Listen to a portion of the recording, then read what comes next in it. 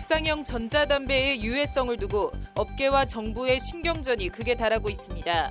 국내 시판 중인 전자담배가 정말 심각한 폐질환을 유발하는지 등 쟁점을 집중 취재했습니다. 살아서 귀환한 국군 포로와 달리 북한에서 사망해 귀환하지 못한 국군 포로의 경우 유족에게 억류 보수를 지급하지 않아도 국군 포로에 대한 차별이 아니라는 법원 판결이 나왔습니다. 클릭당 광고비가 부과되는 네이버 파워링크 시스템에 등록된 경영업체 사이트를 수백 차례 클릭한 60대에 대해 법원이 업무방해죄를 적용해 벌금 300만 원을 선고했습니다. 대법원 법원행정처가 주관하는 제11회 가인 법정변론 경연대회에서 민사재판은 서강대 로스쿨팀이, 형사재판은 서울대 로스쿨팀이 대상을 받았습니다. 뜨거운 경연 현장을 전해드립니다. 1월 6일 법률방송 로투데이 시작하겠습니다. 첫 소식입니다. 2020년 새해를 맞아 금연 결심하신 분들 많으실 텐데요. 전자담배는 담배로 봐야 할까요? 어떻게 봐야 할까요? 연초 담배만큼 유해한 걸까요? 그만큼은 또 아닌 걸까요? 관련해서 전자담배의 유해성을 이유로 전자담배를 퇴출하겠다는 정부와 전자담배 업계 관계자들이 극심한 갈등을 겪고 있다고 하는데 전자담배를 둘러싼 갈등의 원인 등을 알아봤습니다. 신세아 기자입니다. 지난 2019년 한 해 국내 담배업계의 화두는 뭐니뭐니 해도 액상형 전자담배였습니다. 애연가들 상당수가 상대적으로 불쾌한 냄새가 안 나고 덜 유해한 것으로 알려진 전자담배로 이른바 환승을 하면서 전자담배 붐이 일어난 겁니다. 전자담배의 아이폰이라 불리는 줄 등 해외 액상형 전자담배들이 잇따라 국내에 출시됐고 KT&G도 자체 전자담배 브랜드를 내놓으며 전자담배 열풍에 가세했습니다.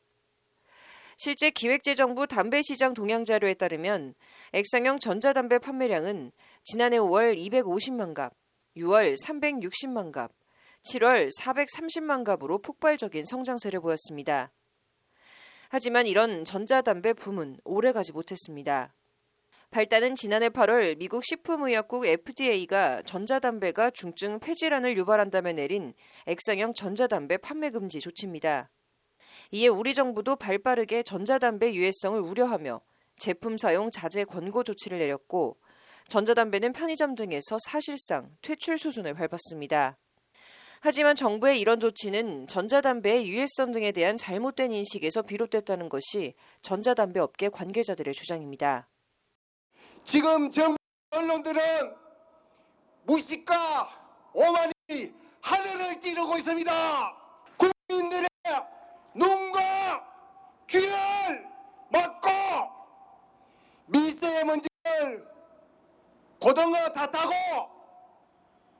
탈 없는 액상전자담배가 연초보다 마치 더 해롭다는 듯 여론몰이로 조장해 나가는 정부의 횡포에 연일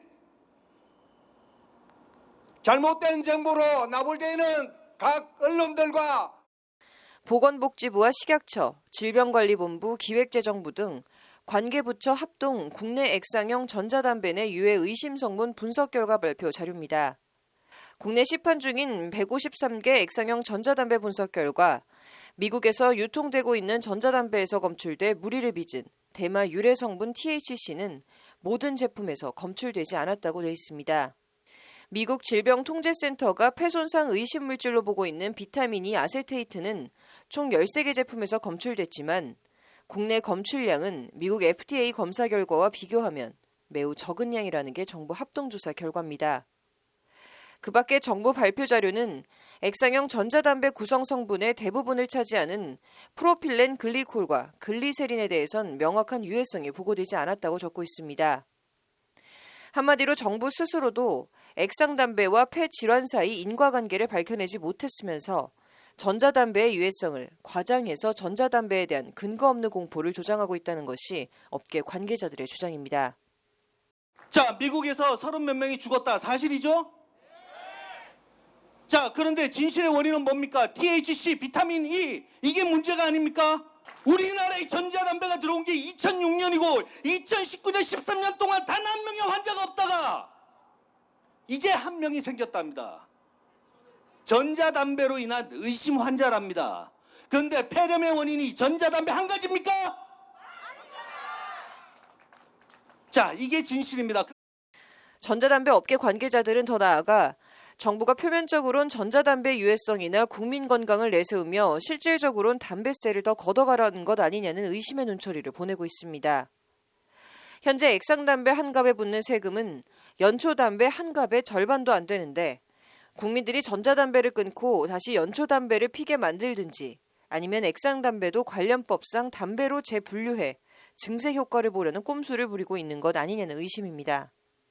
영국 보건당국은 현재 미국 등에서 액상 전자담배 제품의 상대적인 안전성에 대한 오해가 확산됨으로써 흡연자들이 전자담배로 전환하지 못하게 되거나 전자담배 사용자들이 다시 관련담배 흡연자로 돌아가는 위험을 초래하는 상황에 대해 심각히 우려함. 영국 보건당국은 니코틴 액상 전자담배 제품에 대한 권고 입장에 변함이 없음.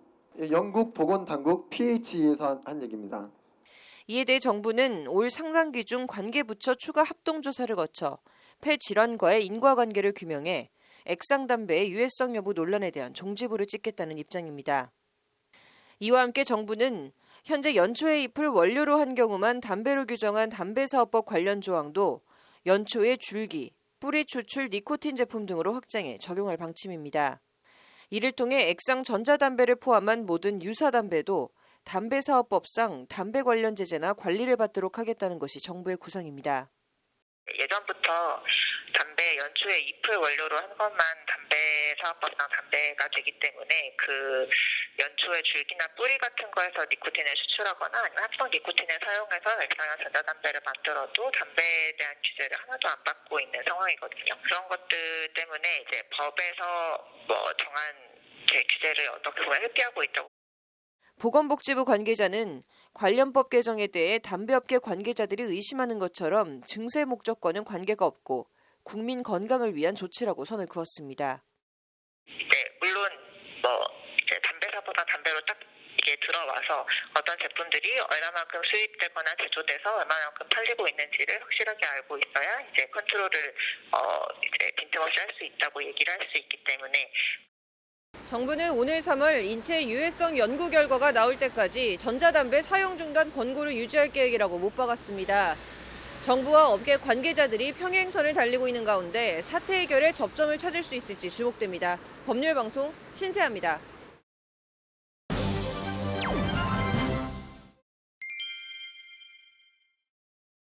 한국전쟁 당시 포로가 돼 북한에서 사망한 국군 포로에 대해선 살아 돌아온 생환 포로와 달리 억류기간에 대한 보수를 줄 수 없다는 법원 판단이 나왔습니다. 앵커 브리핑입니다. A씨에 붙인 B씨는 6.25 당시 참전했다가 포로가 돼 북한에 억류된 상태에서 북한에서 결혼해 자녀를 낳고 살아가다 1984년 사망했습니다. A씨는 2005년 탈북해 2013년 우리나라에 입국한 뒤 국방부를 상대로 국군 포로였던 아버지의 북한 억류기간에 대한 보수를 지급해달라며 소송을 냈습니다. 국군 포로 송환법은 국방부 장관은 대한민국으로 귀환해 등록 절차를 마친 국군 포로에게 억류기간에 대한 보수를 지급한다고 규정하고 있습니다. A씨는 재판에서 국군 포로 송환법의 입법 목적에 비춰보면 대한민국으로 귀환해 등록 절차를 마친 국군 포로와 미귀환 사망 포로 사이 보수 지급의 차이를 둘 수 없다는 취지로 주장했습니다. 오히려 미귀환 사망 포로가 더욱 비극적인 삶을 살았으므로 더 우대해야 하고 그 유족에 대한 보호 필요성도 더 크다는 것이 A씨의 주장입니다.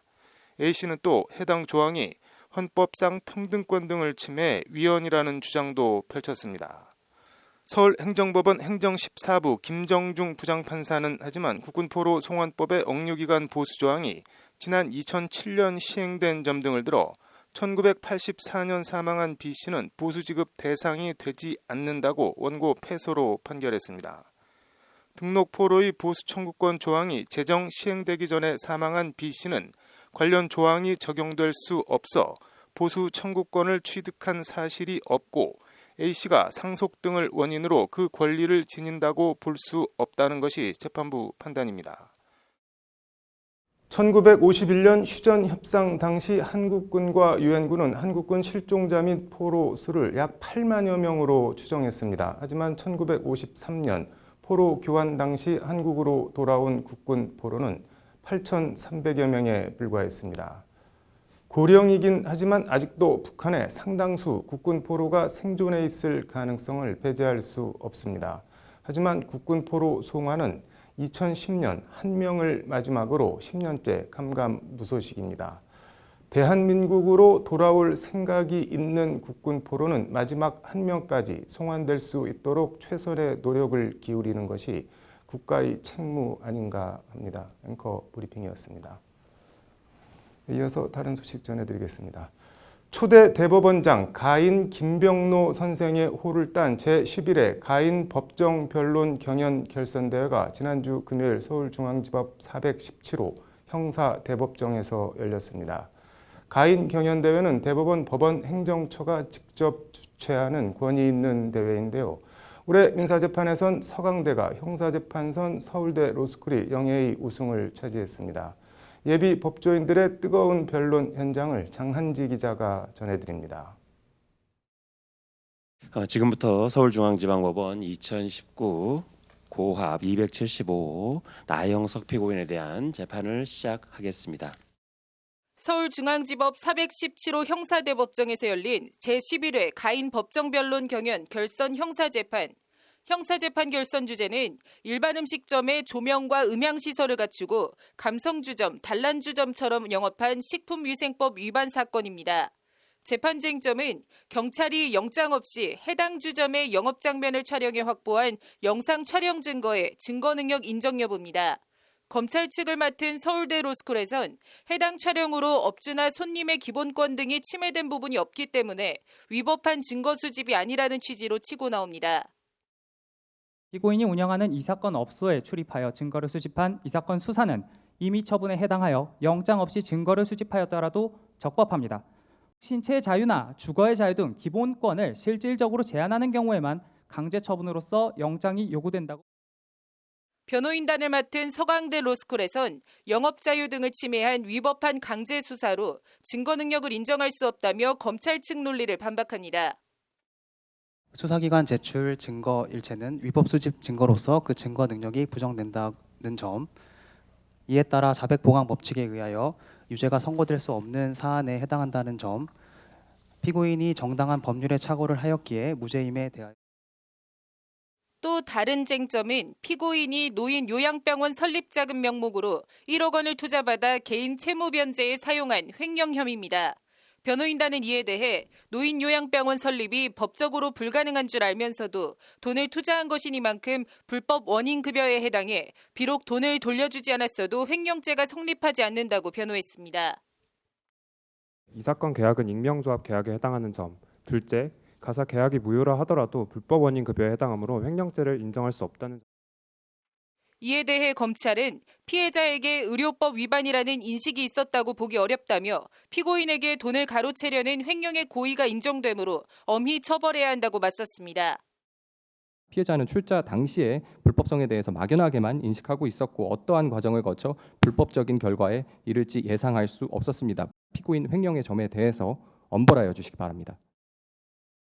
가인 법정변론 경연대회는 대법원이 로스쿨 재학생들을 대상으로 지난 2009년부터 해마다 시행하고 있는 법정 공방 대결입니다. 가인 법정변론 경연대회는 이제 새로운 10년의 첫걸음을 내딛게 되었습니다. 올해 10일의 대회에는 전국 로스쿨에서 120개 팀 360명이 참가해 열띤 경연을 펼쳤습니다. 경연 소재와 사건 개요는 경연 1시간 전 주어지고 검찰을 맡을지 변호인을 맡을지 원고가 될지 피고가 될지는 경연 직전에야 알 수 있을 정도로 까다롭습니다. 법률적 지식은 기본이고 순발력과 임기 대응 능력 등이 두루 필요한 까다로운 경연임에도 예비 법조인들의 변론 실력이 탄성을 자아내게 한다는 것이 재판장을 맡은 현직 고법부장 판사의 평가입니다. 오늘 케이스가 대체로 보면 선례가 없는 아주 그냥 좀 그런 난해한 사건이었던 것 같은데 그런 그 좀 어떤 그 무거운 어떤 좀 나름대로 좀 변론하기 힘든 주제를 팀워크를 잘 살려가지고 나름대로 좀 이렇게 열심히 변론을 하시는 모습이 굉장히 보기 좋았고. 상장 민사재판부문 1위 가인상 서강대학교 법학전문대학원 김웅규 송웅지 유혜린. 상장 형사재판부문 1위 가인상 서울대학교 법학전문대학원 박재윤 김성진 임현서. 올해 가인 경연대회 민사재판부부는 서강대 로스쿨팀이, 형사재판부부는 서울대 로스쿨팀이 각각 대상의 영예를 누렸습니다. 경연대회 준비하면서 좀 약간 개인적으로 능력 부족을 많이 느껴가지고 많이 힘들었는데요. 우수한 팀원들이랑 같이 할 수 있어서 좋은 결과를 낼 수 있었습니다. 셋이서 많이 반성을 하고 있었습니다. 저희가 너무 하룻강아지인데 싸움개처럼 사납게 결론을 했고, 또 하룻강아지인데 싸움개처럼 사납게 변론을 했다는 수상 소감은 형사재판 재판장을 맡은 차문호 부장판사가 던져준 좋은 변론이라는 것은 무엇인가라는 화두와 무관치 않습니다. 그럼 변론을 잘한다라는 것은 무엇일까요? 쭉 변론을 하는 거 보니까 너무 다 똑똑해요. 눈망울 초롱초롱하고 말 발음도 좋고 법리적 실력도 대단합니다. 그런데 좀 이런 느낌이 들었어요. 싸우러 나온 사람들 같더라고요. 법조인은 법정에서 무엇을 하는 건가? 법정에서 자기의 변론을 통해서 정의를 추구해 나가는 거죠. 변론을 지켜본 법조계 선배들은 한 목소리로 용기와 정의, 약자와 소수자를 배려하는 인권의식, 균형감각, 겸손함을 두루 갖춘 신뢰를 받는 법조인이 되라고 예비 후배, 예비 법조인들을 격려했습니다. 오늘 이 자리에서 여러분들이 보여준 진지한 자세와 최선을 다하는 태도를 꾸준히 견지하고 키워나간다면 여러분 모두 국민의 신뢰와 사랑을 받는 훌륭한 법조인이 될 것이라고 확신합니다. 법률방송 장한지입니다. 네, 오늘 준비한 소식은 여기까지입니다. 시청해 주셔서 감사합니다.